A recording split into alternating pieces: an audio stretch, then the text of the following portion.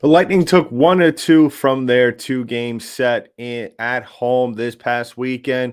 Which players need to step up? Which ones have been rolling? We talk about all that and more, but first, let's play that music. You're Locked On Lightning, your daily podcast on the Tampa Bay Lightning. Part of the Locked On Podcast Network, your team every day.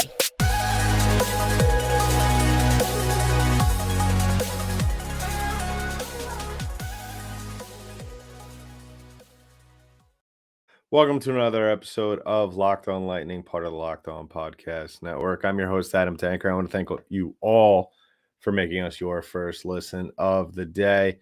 Today, we're talking about the Lightning splitting their two-game set at home this past weekend, picking up a win against the Montreal Canadiens, losing one to the New Jersey Devils.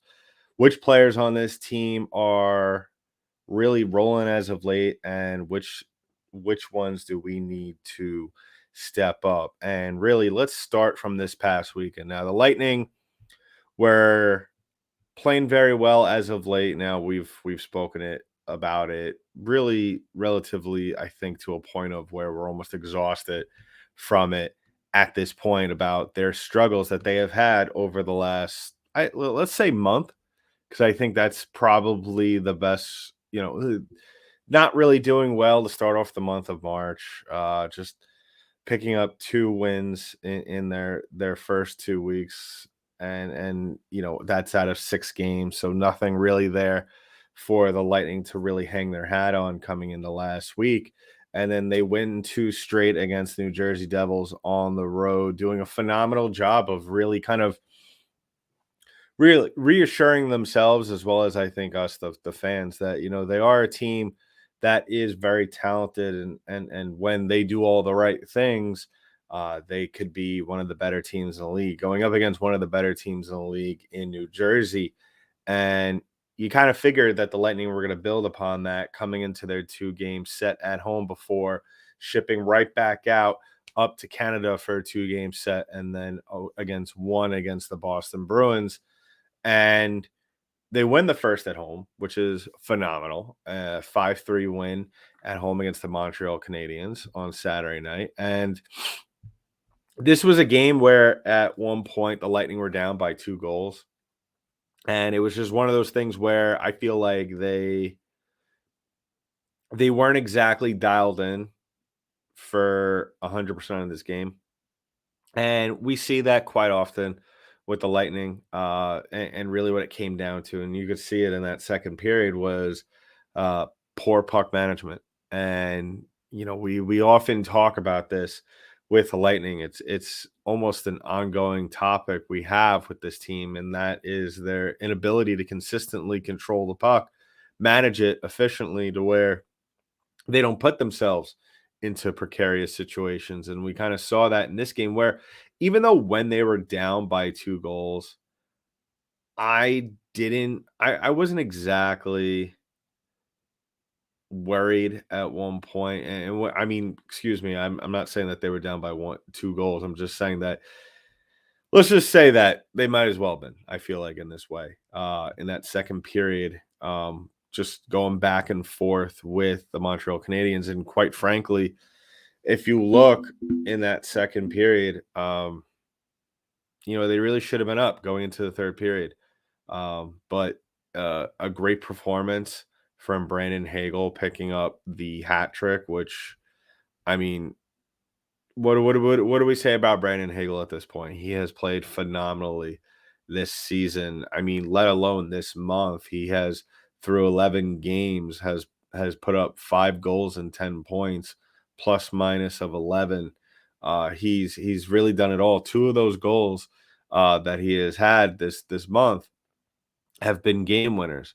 And he's really, really, really come on this season. And I really can't overstate, how big of a contribution he has made to this team. And really, I hope that we really see him continue to play well, because, I really feel going forward that his performance, his contribution, especially scoring goals, is going to be absolutely paramount to the long-term success that this team will have or could have over the next couple of I would say, let's just say the first round. Let's not get too ahead of ourselves. But yeah, Brandon Hagel playing phenomenal this year. Closing in on the 30 goal mark. Really keeping this team in it. Steven Stamkos contributing in this game as well. Victor Hedman scoring a goal in this game against Montreal as well. So, this is very, very positive. Even though Lightning did end up losing that last matchup of the weekend to the New Jersey Devils, like I said, there's always things, and I've always said this, there's always things that you can hang your hat on. And when you're getting production from guys like Brandon Hagel, your guys where we look at Hagel, you could disagree, but I look at Hagel as more of a depth guy. Yeah, he's one of the top scorers on the team, but when you have Kucherov, when you have Point, when you have Stamkos, I really do look at Brandon Hagel as kind of like a fourth, fifth option on this team, and I think that we could all agree, even though he is on the second line, and that's very situational. Cooper does like to move him up to the third to the first line, so it depends on how you look at him. I look at him as a depth guy, depth scorer, and I don't think that's any kind of slight against him. I don't think that's any kind of just way of dissing him. It's facts are facts. I mean, he's playing phenomenal this season. He has 27 goals on the season. And really having him, especially when you have the pecking order on this Lightning team, having him roll on all cylinders as he is, or pretty much has been for a majority of the season, you look at him as kind of, I don't want the Lightning or Lightning fans to look at him to constantly outpour production on a nightly basis. You want to have him score here and there. That's just because I feel like guys like Brandon Hagel, a guy like that, who, when people do look at this Lightning team, they don't look at Brandon Hagel, I think, as that guy, on the opposing team that is going to kill us tonight if we don't stop him. I mean, they look at Kucherov, they look at Point especially.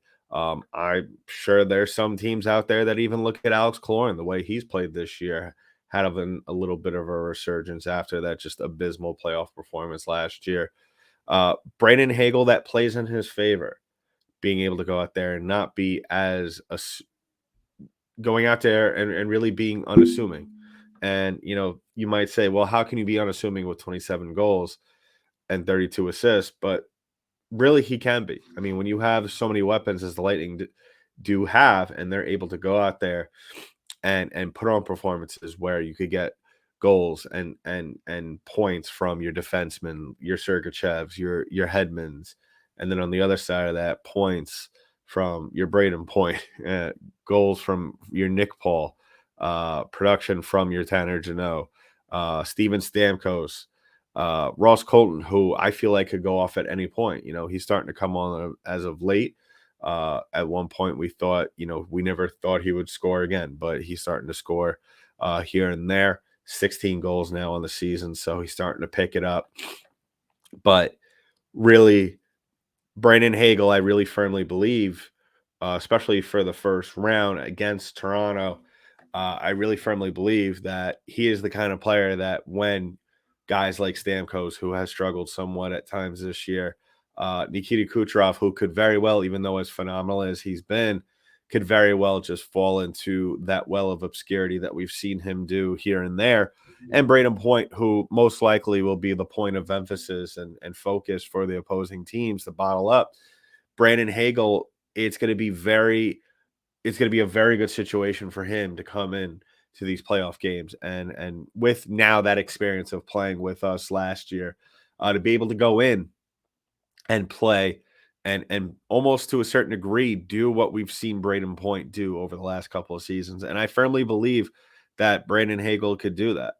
And I firmly believe, if he could stay hot and we could get other players rolling on this team, I see no reason as to why not the Lightning won't have somewhat of an early advancement through the first round of the playoffs. I mean, obviously, this is all, going off Brandon Hagel and Braden Point. What can they do? What they've been doing as of late.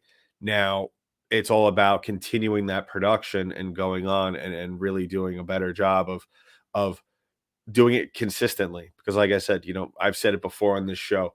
Yeah, a guy plays great one night and then he can instantly disappear for the next couple of weeks. And obviously, that's not what we want to have. And I don't think Brandon Hagel, by any means or any stretch of the imagination, is going to be the type of player that we'll see disappear in the coming weeks. So, like I said, Brandon Hagel, I think, is right now, as of late, the best player on this team, not named Braden Point or Nikita Kucherov. And I can't wait to see how he develops over the next couple of weeks, because he's only 24 years old. He still has a ton of development going on in his game. And, like I've said in previous episodes, the Lightning have not tons, but a lot of games coming up and where they're going to be playing some of the more talented teams in the NHL. So a lot more tests for Brandon Hagel to ace in the coming weeks. So we'll take a look at the game against the New Jersey Devils, in which the Lightning finally lost to them. We talk about some of the players. Nick Paul, spoiler alert, who has not really been performing as of late, especially in this month of March. So we'll take a look at that. But first, we're going to take a look at our friends at Athletic Greens. Now, I don't know if you've heard about Athletic Greens, but I know you could hear my voice is a little different tonight. I have a little bit of a cold or something. I don't know what it is. But so what I did this morning is I got up and took my one scoop of that lifestyle-friendly keto, paleo, vegan, dairy-free, or gluten-free powder and just added it to my water, twirled it around with a little spoon, and drank it. And guess what? Not only does it help my immune system, but it helps my gut health. And the best part about it that also makes me feel better is that it costs them less than $3 a day. I'm investing in my health.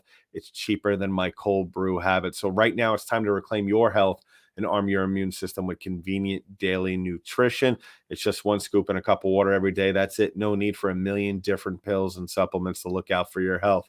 So to make it easy, Athletic Greens is going to give you a free 1-year supply of immune support vitamin D and 5 free travel bags with your first purchase. All you have to do is visit athleticgreens.com/NHL network. Again, that is athleticgreens.com/NHL network to take ownership over your health and pick up the ultimate daily nutritional insurance.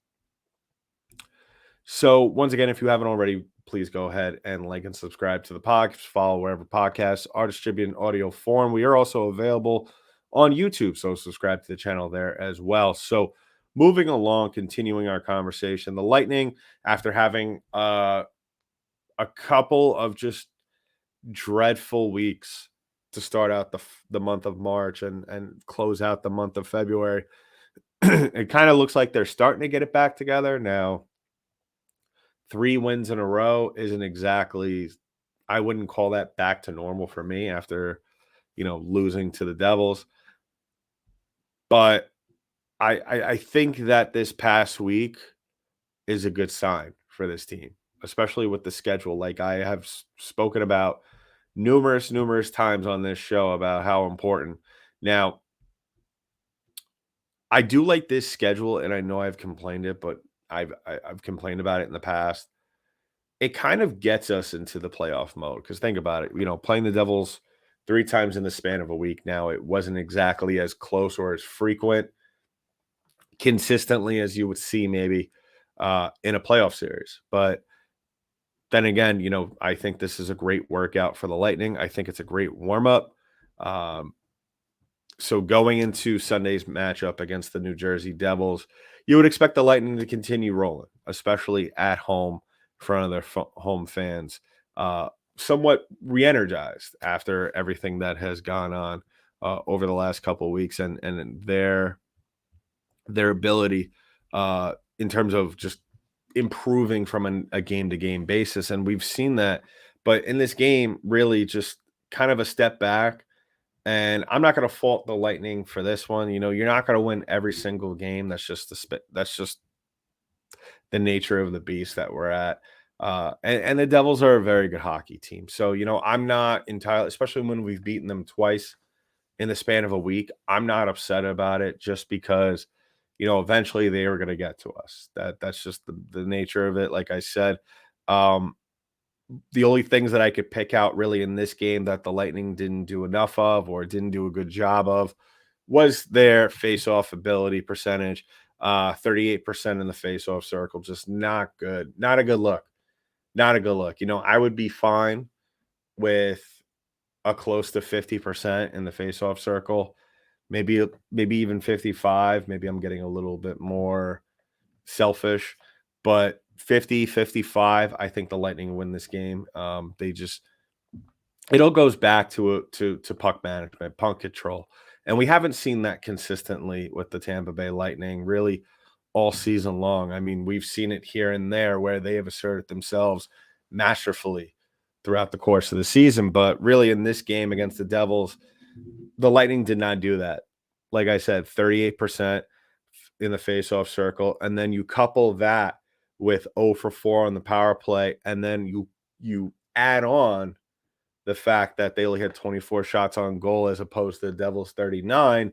That doesn't add up to a very good recipe for winning games. And I really think that the Lightning need to do a better job, obviously, going forward. I mean, we and really, quite frankly, as optimistic as I am going forward, because the Lightning do have a good schedule where they could very well win if they play the right way, win out the rest of March.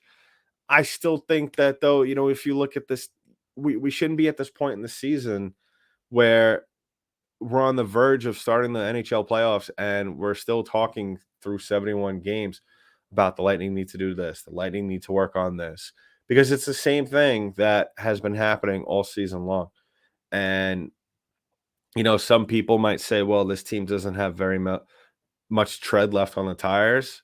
I get it, but I'm sure people have thought about that with the Lightning the past couple of years, especially maybe their second cup run where, there were certain games where the Lightning didn't exactly look like they were, playing up to standards, and they've managed to get it around. I mean, I haven't really seen games to my best, memory. The 2 years that the Lightning won the cup, there was maybe 1 or 2 periods throughout those cup runs where the Lightning just looked completely outmatched, and a lot of it had to do with the fact, that they weren't playing the right way. Even that second cup run, I can't remember off the top of my head, really when there was a time throughout that playoff run where they looked outmatched, where they did not play well at all. It always seemed like they were on the top of their game at all times, and really opposing teams had to be the better team on that night to really beat them. So, a little bit of a different feel this season, and it's scary to think about it considering the Lightning are only 3 points back of the Toronto Maple Leafs, which I still very much think that they could catch them. But at the end of the day, I look at it this way. Is it really worth it? Is it really keeping your foot let on the pedal just because at the end of the day, are I don't think that the Lightning finishing in the second seed is really gonna it's gonna help them in the first round. And obviously, we could talk about later on in later potential hypothetical matchups, but at the end of the day, I don't care about future matchups. All I care about is the first round against Toronto. Home ice advantage doesn't really matter to me. Um, I mean, if you disagree, look at past cups or just the last 10 years in the playoffs. It really doesn't matter, I think, to a certain degree. So, you know, and the Lightning aren't in any danger of being caught up to. Now, the Florida Panthers have played well over their last 10, but I really don't see the Panthers really dialing it up anymore, even with them having 2 games in hand, them being able to catch up to the Lightning and there being any real danger in the upcoming weeks. Um, but the Lightning need to still continue to improve. And like I alluded to before this segment, the one player that really needs to step it up, because I spoke about in the last segment, you know, large part of the Lightning's success, if they want to make another cup run, is Brandon Hagel. But another player that they need to be successful and who had a ton of success last year in the playoffs was Nick Paul. So far, this whole month of March, he has just not been able to produce offensively. And you could say, well, he does a lot of other things well, and he plays physical and he does this and he does that, and that's great. But at the end of the day, laying big hits along the boards in the playoffs isn't going to win you games. It's points, it's goals, and Nick Paul only scoring 3 points this entire month of March with no goals. It's a little, I wouldn't say it's worrisome. I would say more so it's something that we definitely want to keep our eyes on as this season comes to a close and the playoffs come to come to a beginning. And just to put it in perspective, not saying that he's having a bad season, but Nick Paul this year, 17 goals, 32 points, and that's great. That really is. He's been one of the top players on this team this year, other than Braden Point and Nikita Kucherov. He's a great second, third line guy, but at the end of the day, we need to see that almost point a game action. We haven't seen that in the month of March. And really, the month of March is where you really are polishing off anything left that needs to be done in order to get yourself into the playoff mode. And Nick Paul just hasn't been able to do that during this month. So, hopefully he could get it together in the coming games. And like I said, I think that these games that we will see over the next couple of weeks before the season comes to a wrap, I really think that this is going to be a good opportunity for all players on this team, whether they have been producing as of late or they haven't been producing and have been struggling. And so, the Lightning, like I said, they have the Canada road trip this week, and then they go to Boston and then finish up their road trip in Carolina, and then they're back home on the 30th against Washington. So a lot of good teams. I mean, as we know, Montreal, very feisty. Ottawa, very feisty. Boston, best team in the league. Carolina, I used to be very high on them. I'm not entirely sure just yet how to feel, especially due to the recent injury of Andrei Svechnikov, who will be out for the remainder of the season as well as the playoffs. So, is he going to be is it going to be a big deal for them to be missing him? I would say not. I don't think it's going to tank their Stanley Cup chances, but I definitely think it's going to affect them to some degree. So, maybe the Lightning could capitalize on that. But obviously, as we all know, they just have to play their brand of hockey, and that is puck management and just controlling all 200 feet on the ice. So we'll keep an eye on the upcoming schedule. Can the Lightning win tomorrow against the Montreal Canadiens up in Canada? We'll talk about that then. But first, we want to talk about our other sponsor for today's show, and that is our friends at Built Bar. Now, what makes Built Bar so great? We've been mentioning it here for so many. I don't even remember. That's how long it's been, since we've had Built Bar as one of our sponsors. What makes Built Bar so good, you might ask?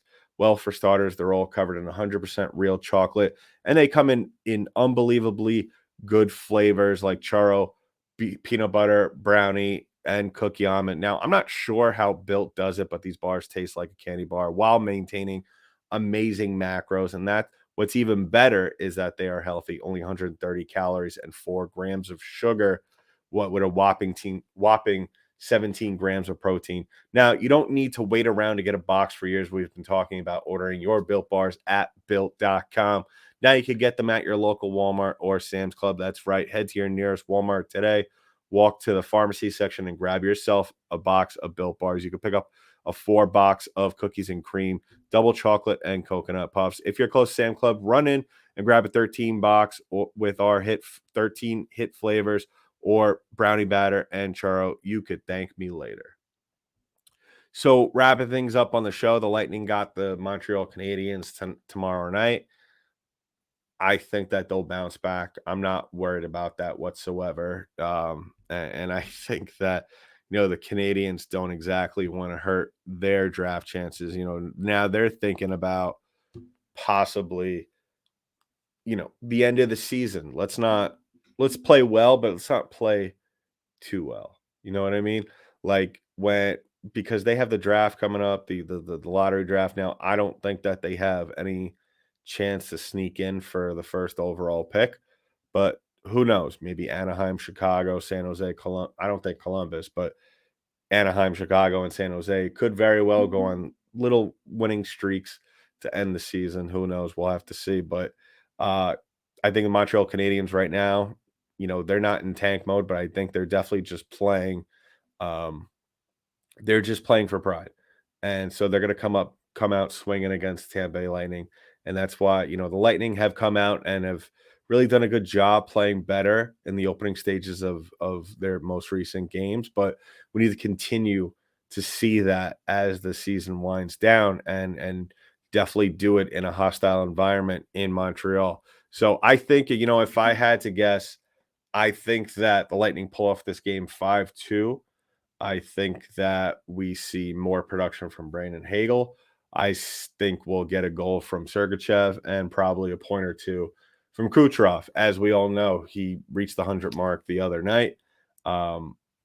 Just the center of this Lightning offense continues to be the guy where all things flow through. And hopefully, he could continue to just really, because I feel like with Kucherov, his ability it's not accumulating points. It's not scoring goals. It's making everybody around him better. And I feel like if he continues to play the way he could play, and we all know he could play, and the way he's been playing all season long, I firmly believe that this team will improve. Guys like Nick Paul will improve. We'll start to see the goals and points start to accumulate.